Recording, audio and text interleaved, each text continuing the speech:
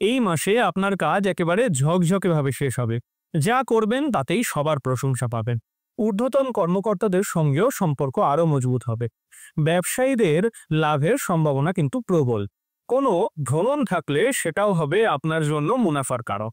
আপনার সঙ্গে কাজ করা মানুষরাও খুশি হবে আপনার ব্যবহার দেখে।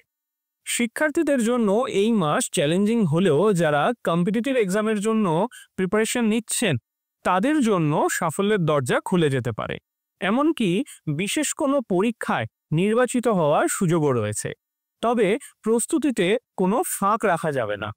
উচ্চশিক্ষার্থীরা কিছু বাধার সম্মুখীন হতে পারে। পরিবারের ক্ষেত্রে সময়টা মিশ্র যাবে। কিছু অশান্তি থাকলেও একই সঙ্গে আসতে পারে সুখবর আর সমৃদ্ধি। নতুন কিছু কাজ শুরু হতে পারে এবং পরিবারের মধ্যে ভালোবাসা বজায় থাকবে। প্রেমের ক্ষেত্রে মাসের শুরুটা একটু দুর্বল হতে পারে, কিন্তু দাম্পত্য জীবনে ভালোবাসা বাড়বে। সম্ভবত কোনো মনোরম পরিবেশে ঘুরতে যাওয়ারও সুযোগ পেয়ে যেতে পারেন। আর্থিক দিক থেকে এই মাস অবশ্যই অনুকূল।